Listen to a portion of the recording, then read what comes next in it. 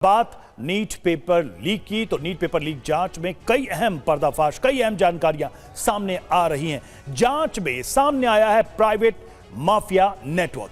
हिरासत में लिए गए आरोपियों से सीबीआई पूछताछ कर सकती है, इसकी संभावना जताई जा रही है। लीक मामले में कई बड़े नाम भी सामने आ सकते हैं, यह भी कहा जा रहा है। पेपर लीक केस में 20 टेलीग्राम चैनल बंद कराए गए।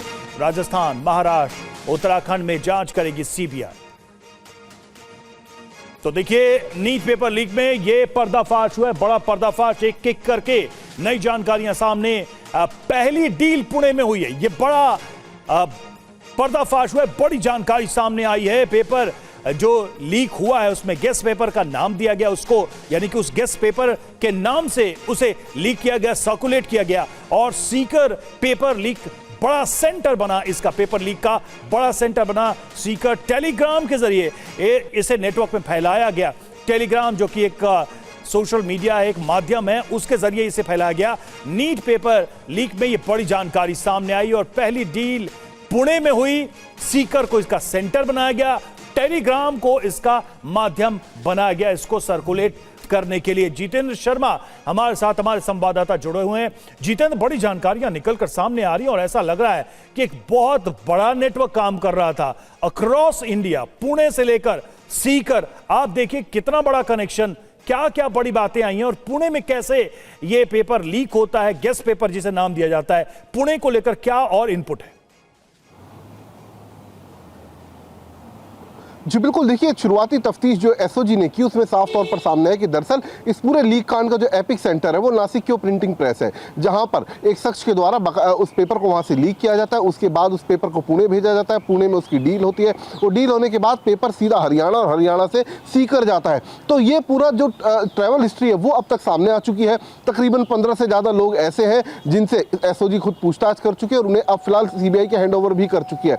अब सीबीआई के सामने सबसे बड़ा सवाल ये है कि क्या जो पेपर लीक है वो कंपोजिशन के दौरान हुआ, यानी कि जिस वक्त इस पेपर को तैयार किया जा रहा था, या फिर प्रिंटिंग के दौरान इसको लीक किया गया। ये सबसे बड़ा सवाल सीबीआई के सामने बना हुआ है और इसी के लिए अब सीबीआई की जो टीमें हैं वो अलग अलग राज्यों के अंदर मौजूद है, चाहे उत्तराखंड हो, इसके अलावा राजस्थान हो, साथ ही पुणे हो, नासिक हो। तमाम लोकेशन पर इस वक्त सीबीआई की जो टीम है वो अपनी तफ्तीश को आगे बढ़ा रही है। इसके अलावा एक टीम दिल्ली के अंदर सेंटर की कैंप की हुई है जो लगातार एनटीए के अधिकारियों के संपर्क में है और जानने की उनसे कोशिश की जा रही कि आखिरकार पूरा प्रोसेस क्या था, यानी कि पेपर को तैयार करने से लेकर उसको प्रिंटिंग और साथ ही उसको सेंटर तक पहुंचाने का प्रोसेस क्या था, किस किस शख्स की क्या क्या जिम्मेदारी थी। तो अब पेपर कहां से लीक हुआ, किस तरीके से लीक हुआ, जो एसओजी ने अपनी फाइंडिंग्स पाई हैं तफ्तीश के दौरान, उनमें कितनी सच्चाई है, वो कितनी ठोस है, इन तमाम चीजों पर सीबीआई। बिल्कुल जितेंद्र, ये नेटवर्क जो सामने आया है इससे साफ पता चलता है कि ये बड़ा काम है, बड़ा नेटवर्क है, इसमें बड़ी संख्या में लोग शामिल हो सकते हैं,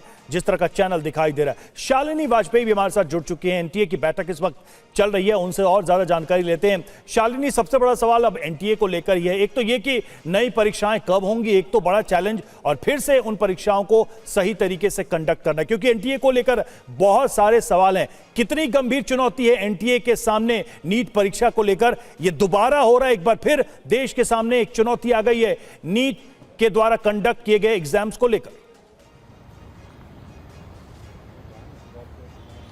बिल्कुल, आपको बता दूं कि नीट की परीक्षा जो है 23 लाख छात्रों की परीक्षा दोबारा करानी है एनटीए को, उसके सामने बड़ी चुनौती है। इसीलिए यहां पर लगातार मीटिंग्स का दौर चल रहा है। और जो मेरी बातचीत हुई अभी डीजी के साथ, वो ये बात बोल रहे हैं कि हम अभी सारे अधिकारियों के साथ इस बात को लेकर चर्चा कर रहे हैं कि जल्द से जल्द परीक्षा कब करा दी जाए, क्योंकि हमें अभी 3 से 4 दिनों के अंदर ही, बल्कि मानिए कि हमें जल्द से जल्द डेट भी घोषित कर देनी होगी, ताकि जो भी तैयारी हो वो जो छात्र हैं वो तैयारी कर सकें अपनी। और लेकिन सवाल ये कि परीक्षा तो आप करा लोगे, लेकिन जहां से गड़बड़ी हुई थी, क्या उस गड़बड़ी को दोबारा आप रोक पाओगे? क्योंकि अब जो जांच चल रही है फिलहाल, वो कह रहे हैं कि हम वहां से सीबीआई जो यहां पर आई है उससे जो बातचीत हो रही थी सबके साथ में, तो वो कह रहे हैं कि कहां तक जो है ये पेपर कैसे कैसे गया। इस पर सबसे बड़ी बात होगी पीडीएफ जो है, इस बार चैलेंज इसलिए ज्यादा है क्योंकि ये जो है पीडीएफ सर्कुलेट हुआ है। पीडीएफ सर्कुलेट होने की वजह से चैलेंज ज्यादा बढ़ जाता है, मतलब कि मोबाइल से मोबाइल कहां तक तक पहुंचा है, यूट्यूब चैनल से कहां तक पहुंचा है,